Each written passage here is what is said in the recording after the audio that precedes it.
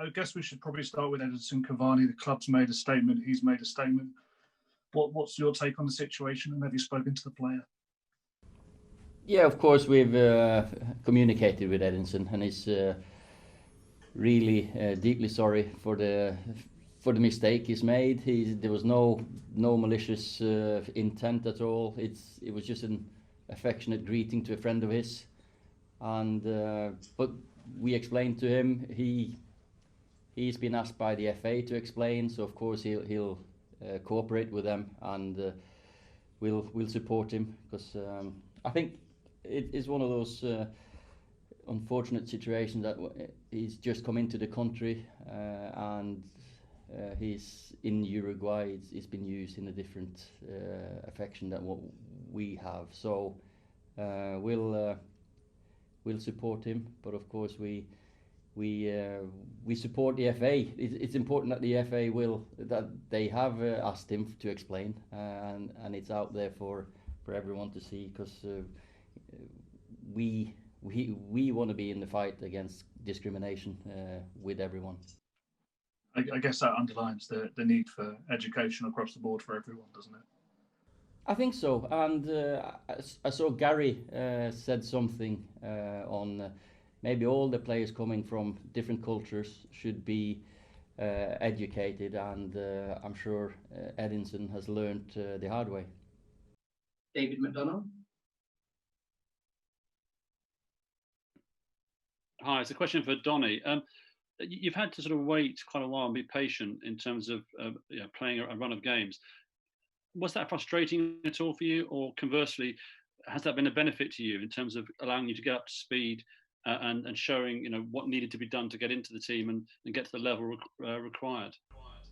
Oh no, I just work hard every day, and I know that I can give the team something extra, and I can help the team a lot. So yeah, I just were patient.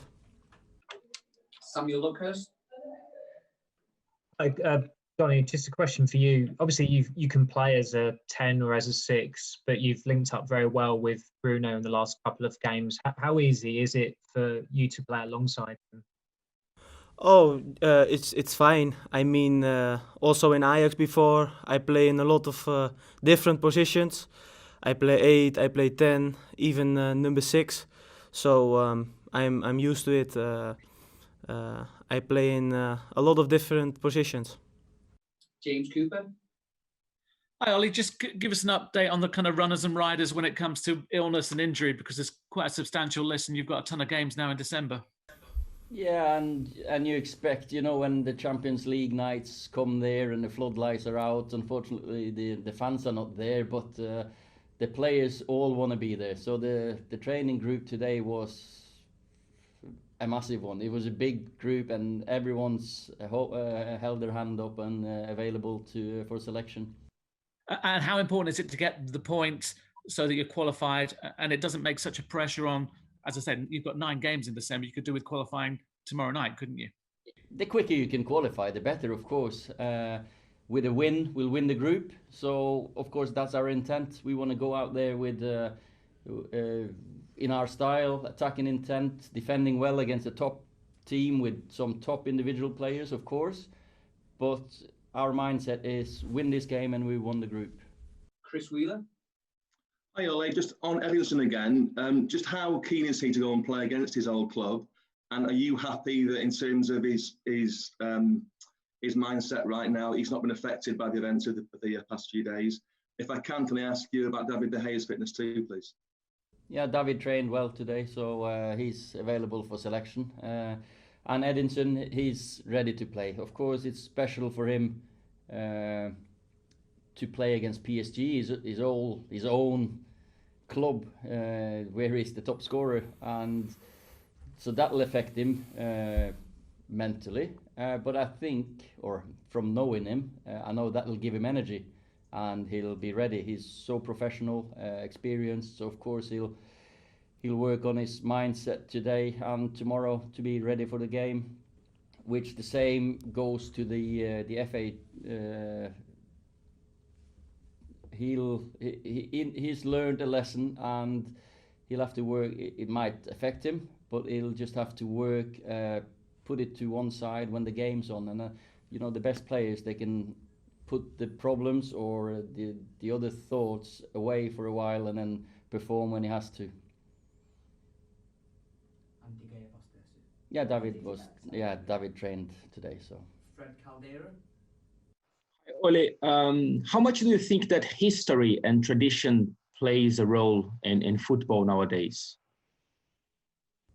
Well, I think you always carry the history with you, and what we sometimes look back at history. You know, we're proud of our history.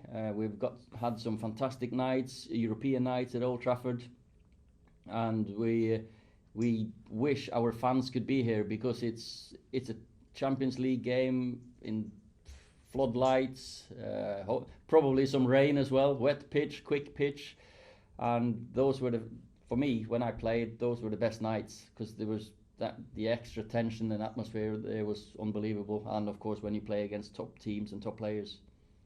Paul Hurst.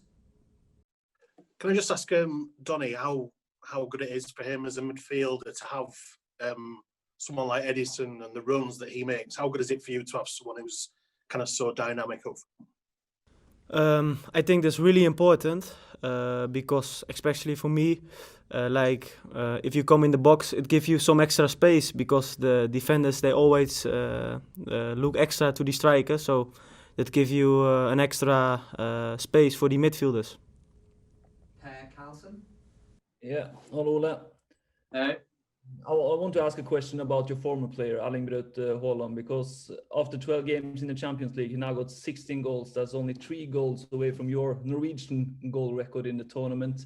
So what do you think about his performance in the Champions League, and do you fear for your record now? He'll beat it, and very quickly, that's for sure. The boy has had a great start to his career. It was really good to work with him, to see the potential in him, and some part of me feel proud of having a little bit of an input in such a rise, and I'm sure Erling will score loads of goals in the Champions League. Neil Custis. If I could ask a question and then a follow-up. Ollie, obviously the point will get you through and that'll enable you to rest players ahead of the derby. Seeing the crazy results we're getting in the Premier League, is a title tilt outside of your remit, outside of your chances, do you think? You know, you lose the chance to win or to win the title in the first 8 or 10 games if you don't keep up with the pack that starts winning. But you don't win it in the 8 or 10 first games. We've recuperated. We've started on a little run, so we're just behind the top teams at the moment. But we want to be in and around the places when the league starts to hot up, when it gets to April or May. So hopefully we can be there. Now it's just a time to improve, develop, take one game at a time, and of course our mindset is now on the Champions League. And if we can go through with one game to spare, that's great. But we want to win the group. It is so long since any Man United team has contended for the title, 7 years. Is it about giving those players that belief that they can do it, just like Tottenham players might be believing it or Leicester players might be believing it? You know, you can give players the belief. We can talk as much as we like, because I believe in these players. It's the belief in the players themselves, in their own performances, what we do day in, day out, like Donny sitting next to me with the attitude and mindset of every day is important. Of course, I feel my squad is ready to do better than last season, and last season we were the best of the rest. So let's hope we can move up the table. Christoph Remis. Yep. Hello, guys. A question for both of you, actually. You talked about Edinson Cavani a lot already, but how would you describe the man, and not the player, but the man you discovered in the past few weeks? An absolute top professional. I've not been able to get to know him really closely because of the language barrier, so we have to talk through someone else, but so professional, so meticulous. Everything he does, he does with the intention of being the best footballer he can be, and which is also he's a very good teammate. He's a team player, and I've been impressed by his attention to detail with everything, apart from his parking, because he's parking too close to some of the players and the coaching staff sometimes. Yes, for me too. That's also what I see already from day one, that he is here, and he's a really professional. And of course, it's sometimes difficult to communicate, but I think he's really important for the team. He's already learned two English words. Tomorrow off. When he win a game, he wants a day off. So he knows that one. Mark Ogden. Ollie, just following on from Neil's question about the title and the possibility of challenging this year, you're a month away from the window opening. Do you feel that the club will back you and that to get maybe the one or two players you think might be the difference? Because if you are close and it does take that, do you think that you'll be given the funds to do it and the backing to do it? Because in previous windows, it's all going to very late. Do you think you can get something done early if you need to? Here we go.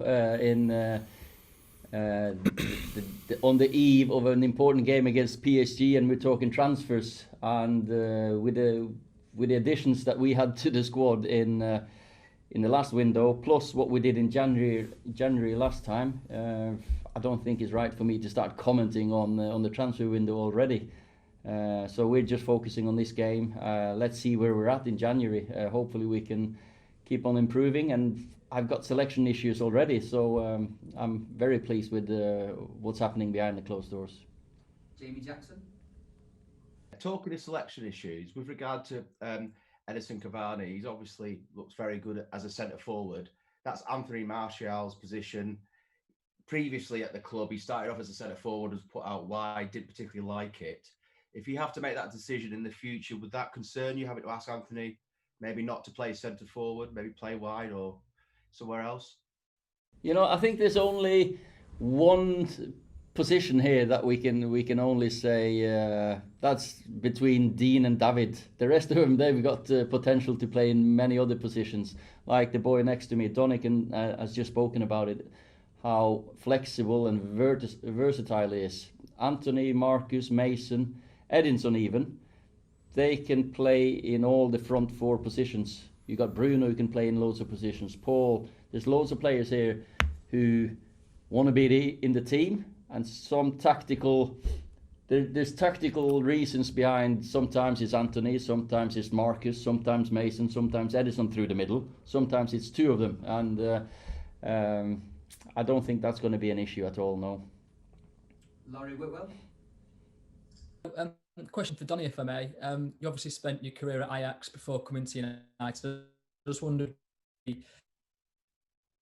adjustments being like coming from one style of play, one club to a new one, and whether the kind of one-touch play that you're so good at, whether you need a bit more time to understand, get that in with your teammates, or whether there's any teammates in particular you've struck up an understanding with. Sorry, he struggles to understand. Yes. You broke up. You broke up a little bit. Laurie. And the accent, maybe. No, it's fine. Just whether there was any adjustments coming from Ajax to Manchester United that perhaps took you by surprise, and also the style of play that you have, that one-touch movement that you've got, whether you need a little bit more time to get that understanding with your teammates, or whether there's anybody that you've already got that with. No, I think they understand it already because they are world-class players. So, yeah, this is no difference. Of course, I play with new teammates, so you need to understand them. Okay, so we've got the last two questions. Okay, that's a short answer. If you want to go a little bit further, you can. He's away or what? Yeah. No, you can carry on answering that question. Okay. Sorry, he's just finishing answering the question. Sorry. No, I mean, we understand each other, and of course, I can play that kind of style with them. Hi, Omar, do you want to go now? Hi, Ole. My name is Omar. Akatuba. I represent omansports.com. People say things like managers improve players. Why there's a school of thought that believe that a player can only be improved as much as the player is talented. I mean, as a manager, what's your take? Do you think that a manager can improve a player, or it has to be with the level of talent of that player? No, we start up as coaches and you end up sometimes as a manager, but your aim to get a good team is to get the maximum out of every player, individual player. So of course you take your time with every single one of them, that you try to give him advice, help him on the training pitch. Deep down, it's always the player who decides how good he can become, because they've all got talent. If they have the desire, determination to learn and want to learn and the humility to learn, of course we're here. And I feel that, but also to give them a chance to develop, you have to give them a chance to play. So we can have a long discussion on individual player development, but I think I'm here to help the players, definitely. But my job is to manage the club. The last question for Simon Peach. Hi, I just wanted to ask about Edison again. Just a comment you made before you played them in the Champions League a few years ago. You said Cavani was like a Viking, like a warrior.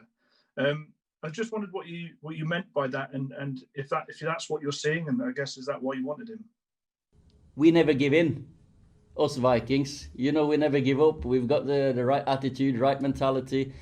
It's a little bit of, that was maybe not fair to Edinson, but it was a compliment, because I always look at players' mentality and the ability to play or do well even though you don't have a perfect day, because he's got talent. I could have spoken about all his predatory instincts as a striker, his movement, but what I always saw from him was his ability to work for the team and to be a team player, and we've already seen it here with the work rate he puts down. He's at the top of the tree if you look at the running stats for strikers in the Premier League, and he's 33 years of age, so that's just says everything about his mentality.